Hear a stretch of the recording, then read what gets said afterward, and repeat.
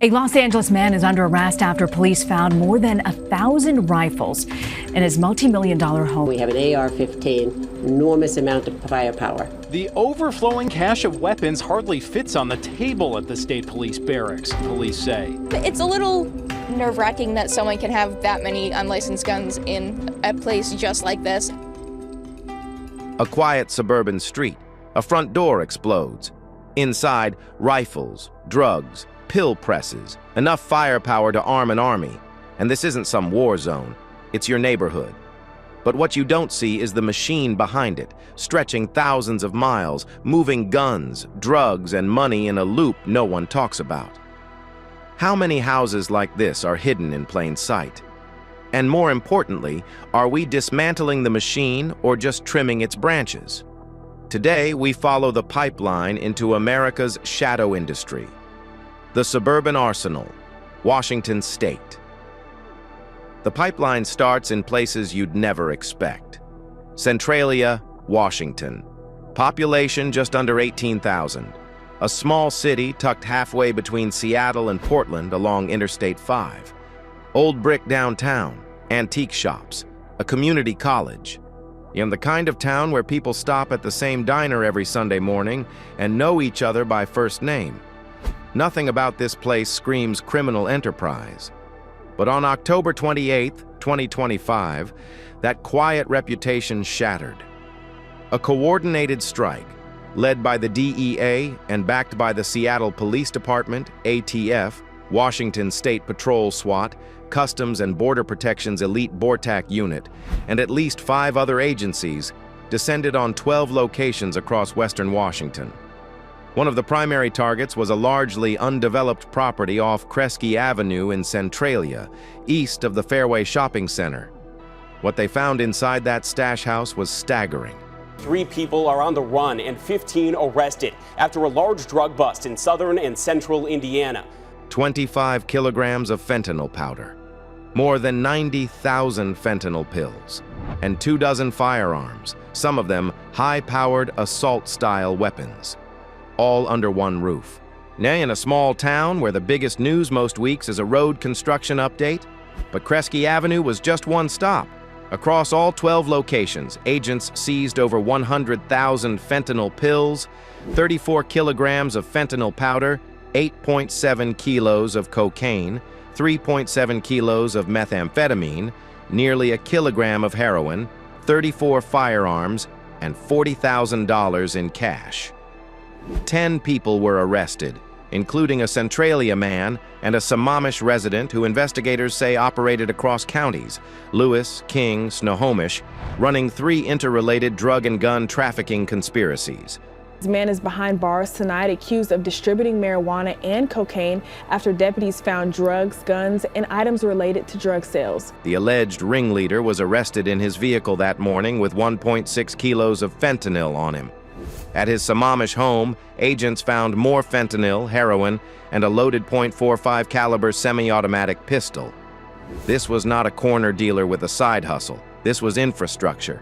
And the DEA's Seattle Field Division called it a heavily armed transnational criminal organization that threatened all of Western Washington. The U.S. Attorney's Office said investigators had carefully worked their way up the distribution chain over the course of a year-long investigation and found, in at least one case, multiple family members leading the ring. Seattle Police Chief Sean Barnes put it bluntly, this organization wasn't just pushing drugs, it was responsible for putting firearms on city streets. And here's what makes this story stick. Drive down Kresge Avenue on any normal day and you'd see nothing. A road, some properties, maybe a barn. The neighbors went about their routines while, behind closed doors, enough fentanyl to kill millions of people sat stacked next to enough firepower to arm a platoon. That's the design. And that's what makes these networks so dangerous. Not just what they move, but where they hide it. Centralia wasn't an outlier. Federal investigators described it as one node in a broader operation. Weeks before the Kresge Avenue raid, the DEA and its partners had already busted a separate drug ring operating in Snohomish County and Greater Seattle. Then, just months earlier, another investigation had netted 34 kilos of fentanyl powder, firearms, including fully automatic weapons with Glock switches, armor-piercing rounds. More than 1,000 guns, rifles, and pistols were stacked on the street and across the sidewalk, all hauled out. And hundreds of thousands of dollars in cash and jewelry. Pattern after pattern, node after node, and every time one gets shut down, the network adapts. The guns inside that Centralia stash house didn't just sit there gathering dust. They were part of a current, a flow of weapons moving through the country along routes that most Americans don't even know exist, which brings us to how those weapons actually travel. Iron pipeline, the switch crisis. There's a phrase law enforcement has used for decades, the iron pipeline. It describes the illegal flow of firearms from states with loose purchasing laws to states with strict ones. And the most well-documented corridor runs straight up Interstate 95, the spine of the East Coast, Georgia to the Carolinas, Virginia to Maryland, Pennsylvania to New Jersey, and the final destination, more often than not, New York City. The numbers tell the story cold. According to ATF trace data, roughly 90% of guns recovered at crime scenes in New York City come from out of state. Yet Virginia has been the #1 source for NYC crime guns for decades. Georgia, Pennsylvania, and the Carolinas round out the top suppliers. In 2023 alone, 12% of the crime guns traced in New York were purchased from Georgia gun dealers. A handgun that retails for $400 in Virginia can sell for $800 to $1,200 on the street in New York. That profit margin turns a weekend road trip into a business model. And in July 2025, one of the biggest iron pipeline busts in history, today several New York City council members will introduce a new bill aimed at reducing gun violence, proved exactly how organized that business has become. It was called Operation Powder Burn, an 8-month undercover investigation centered on Newburgh, New York, that started as a small narcotics probe and evolved into what the district attorney's office called the largest gun trafficking case in the county's history. At the center of the operation was a 40-year-old Newburgh man who allegedly ran an illegal gun and narcotics trafficking ring spanning 3 states. Over the course of the investigation, undercover officers purchased 55 firearms and 700 grams of cocaine and fentanyl from the network. The ATF provided $69,000 for those buys. Most of the weapons were shipped from Georgia or Pennsylvania via FedEx. Standard delivery, standard packaging, weapons inside, received, distributed, and sold before anyone raised a flag. On takedown day, more than 300 officers from over 20 agencies moved across New York, Georgia, and Pennsylvania simultaneously.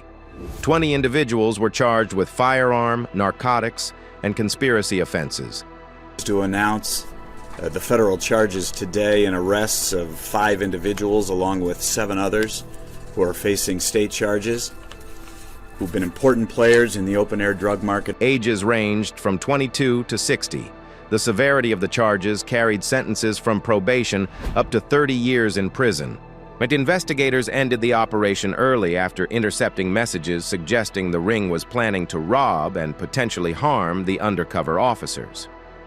That was July. 2 months earlier, in May 2025, a Georgia man named David Morris was charged in federal court after selling 47 firearms and ammunition to undercover NYPD officers during 3 separate transactions in Lower Manhattan. According to the DOJ complaint, Morris had transported the weapons from Georgia, told officers he worked with a team of other individuals back home, claimed he'd been selling firearms for approximately 10 years, and said he had access to machine gun conversion devices. Those devices, known as Glock switches, are the accelerant pouring gasoline on an already burning fire. A Glock switch is a small piece of metal or polymer, often no bigger than a thumb drive, that attaches to the back of a standard semi-automatic Glock pistol and converts it to fully automatic. One trigger pull, They are devices that convert semi-automatic handguns into a fully automatic weapon. The entire magazine empties in seconds. A standard Glock with a switch can fire at roughly 1,200 rounds per minute, faster than some military-grade machine guns. They cost as little as $20. They can be ordered online from overseas sellers or printed on a consumer-grade 3D printer in someone's living room. And they're everywhere. Between 2012 and 2016, the ATF recovered 814 conversion devices nationwide.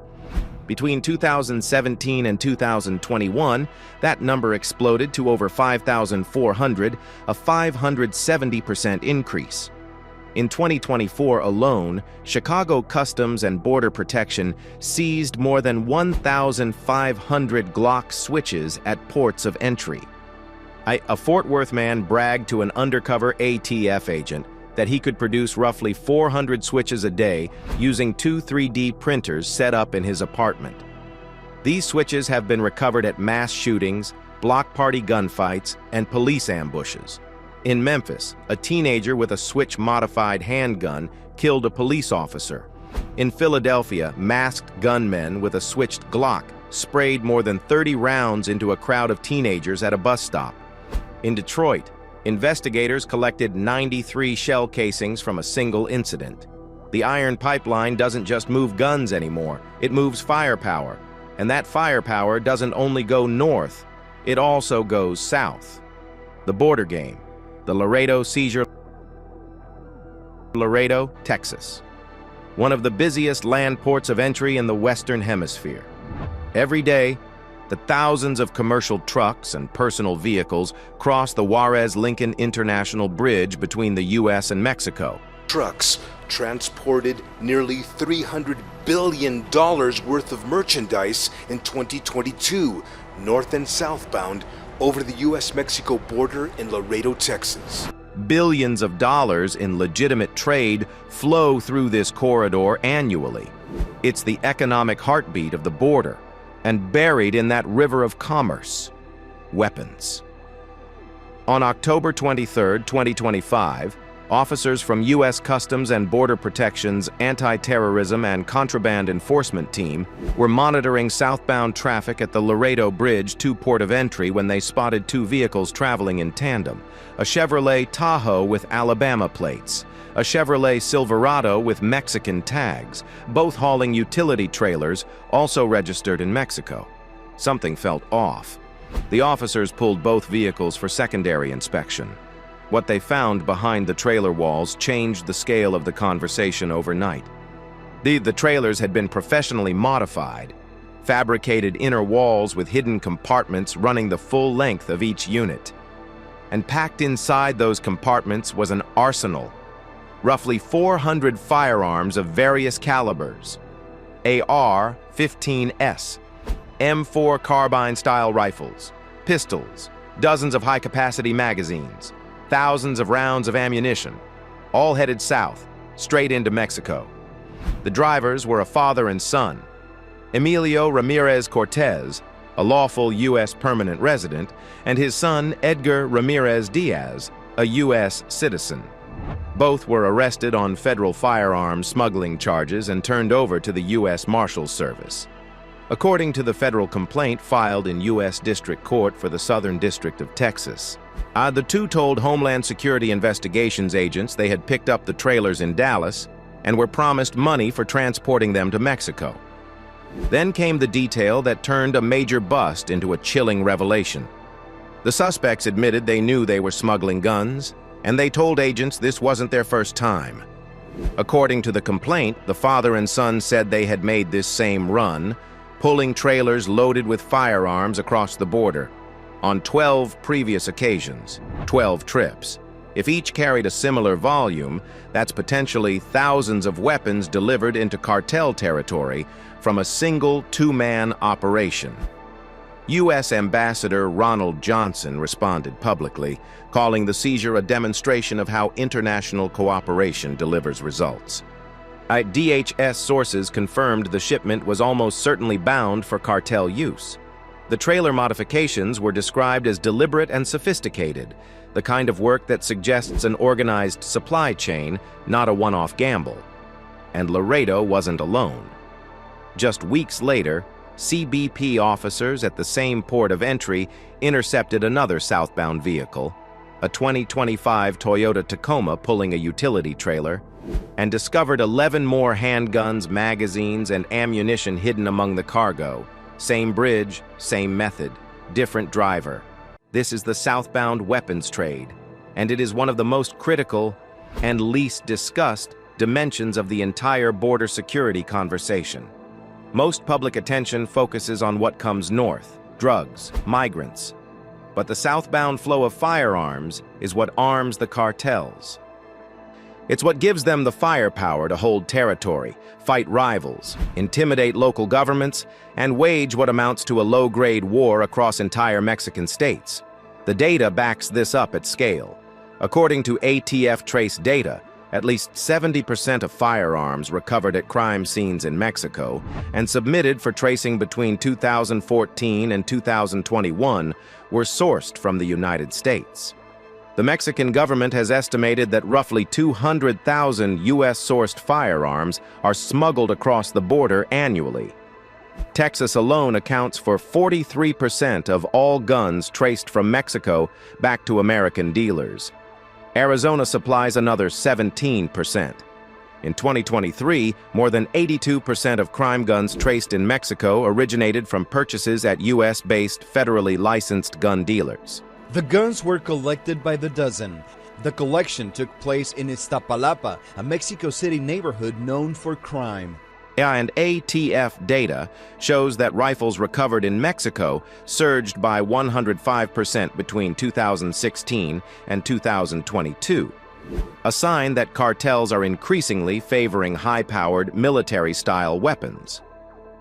The volume of legitimate cross-border traffic makes comprehensive inspection physically impossible. And the smugglers know it. They study the lanes, they know the timing, they know which crossings have the lightest staffing. When the surface routes get too hot, when enforcement surges at the ports of entry and the highway checkpoints tighten, the cartels don't stop. They adapt. They go underground, literally. But first, we need to understand who's waiting on the other end of these weapons and why they need them so badly. So the cartel strategy, CJNG, and the expansion. To understand why those weapons matter, why hundreds of firearms in a Laredo trailer represent something far more dangerous than a smuggling charge, you need to understand who's waiting on the other end. The Jalisco New Generation Cartel, known by its Spanish acronym CJNG. In just over a decade, it is the stronghold for the Jalisco New Generation Cartel, or CJNG, that emerged around 2010. CJNG has risen from a regional splinter group to one of the most powerful and violent criminal organizations on the planet. It operates in at least 40 countries. It has tens of thousands of members, associates, and facilitators embedded across multiple continents. And according to the U.S. government, it is responsible for flooding America with fentanyl, methamphetamine, cocaine, and heroin on an industrial scale. In February 2025, the Trump administration designated CJNG as a foreign terrorist organization, a classification previously reserved for groups like ISIS and Al-Qaeda. That designation wasn't symbolic. It unlocked new legal tools, financial sanctions, and international cooperation mechanisms aimed at dismantling the cartel's global infrastructure. Then came the surge. From September 22nd through September 26th, 2025, the DEA launched one of the most sweeping coordinated enforcement actions in its history. The DEA predicts cocaine, heroin, and methamphetamines will soon be outpaced by synthetic drugs. Agents from 23 domestic field divisions and 7 foreign regions moved simultaneously against CJNG operations across the world. In 5 days, they arrested 670 people. They seized 92.4 kilograms of fentanyl powder, over 1.1 million counterfeit pills, more than 6,000 kilograms of methamphetamine, nearly 23,000 kilograms of cocaine, 33 kilograms of heroin, 244 firearms, and close to $48 million in cash and assets. DEA Administrator Terrence Cole didn't mince words. He called CJNG what it is, a terrorist organization, and said every arrest, every seizure, and every dollar stripped from the cartel represented lives saved. But the numbers only tell part of the story. The reason CJNG needs those weapons, the reason a steady supply of American firearms is existential to their operation, comes down to what they do with them. Firearms aren't a side business for CJNG. They're infrastructure. A cartel without weapons can't hold a plaza, can't enforce debt collection, can't protect shipments, can't intimidate rivals, and can't project the kind of fear that keeps entire populations silent. CJNG doesn't just use violence, they weaponize it. Public executions filmed for social media.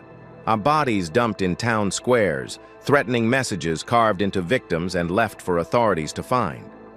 In April 2015, CJNG ambushed and killed 15 Mexican police officers in Jalisco, one of the deadliest attacks on security forces in modern Mexican history. 1 month later, during a military operation to capture their leader, CJNG fighters used a rocket-propelled grenade to shoot down a Mexican Army helicopter, killing 9 soldiers. That single act, a cartel shooting a military aircraft out of the sky, stunned the world and redefined what these organizations were capable of. In June 2020, CJNG attempted to assassinate Mexico City's Secretary of Public Security, Omar Garcia Harfuch, using grenades and high-powered rifles, killing 2 bodyguards and a bystander. And in March 2025, investigators discovered the remains of hundreds of recruits at a CJNG training camp known as the Izaguirre Ranch. Just a few meters beyond the entrance of this now cordoned-off ranch in the Mexican state of Jalisco, the release of 2 hostages and the discovery of a body. Evidence of the scale at which this organization recruits, trains, and discards human beings.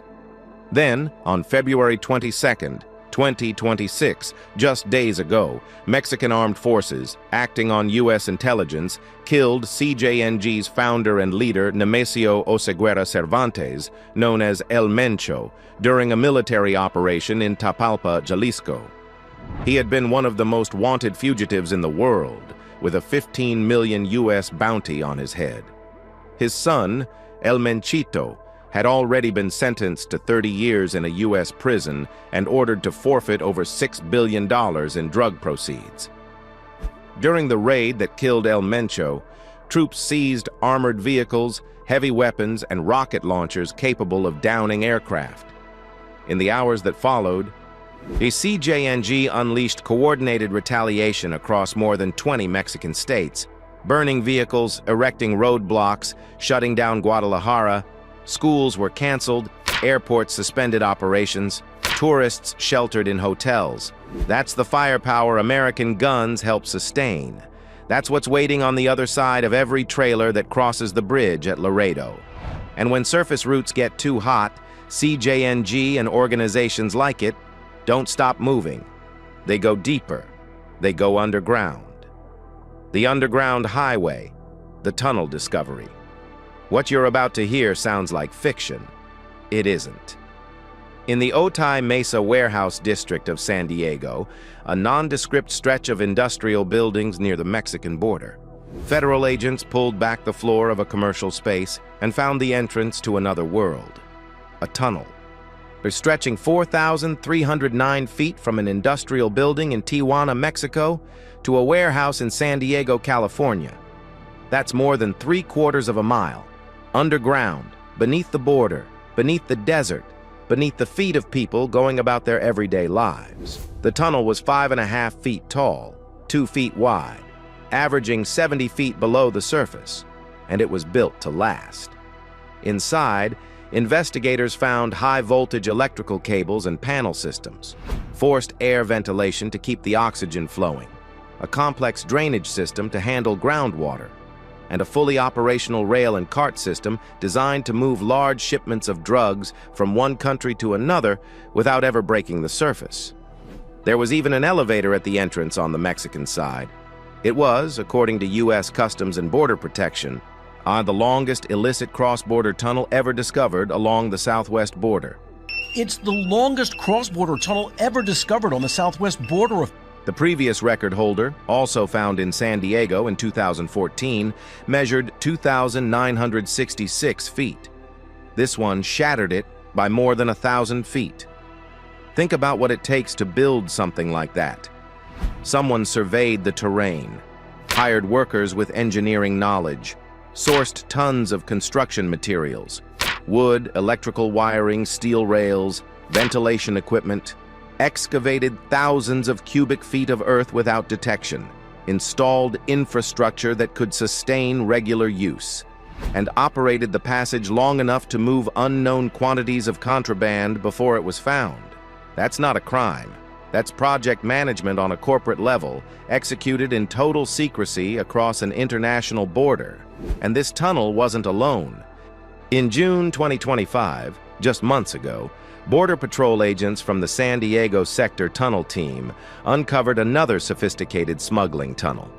This one ran nearly 3,000 feet from a residence in the Nueva Tijuana neighborhood, under a portion of the Otay Mesa port of entry, and into a commercial warehouse more than 1,000 feet inside U.S. territory. It was 50 feet underground at its deepest point. Inside, agents found electrical wiring, lighting, a ventilation system, and a track designed to transport large quantities of drugs. When Mexican authorities served a warrant at the origin point in Tijuana, they found the tunnel entrance had been freshly concealed beneath newly laid tile inside the home. Someone had been maintaining it, someone had been using it, and someone had been trying to hide it. Since the early 1990s, the federal authorities have discovered nearly 100 illicit tunnels in the San Diego area alone. Each generation is more sophisticated than the last, and it's not just San Diego. In the Yuma, Arizona sector, 3 separate tunnels were discovered in 2024 alone, the third found with the help of drone surveillance flying just south of the border wall. One earlier Yuma tunnel, found in 2020, was described by the acting chief patrol agent as the most sophisticated in U.S. history at the time. It featured reinforced walls, water lines, electrical systems, and a rail system, all built through loose, sandy desert soil that should have made construction nearly impossible.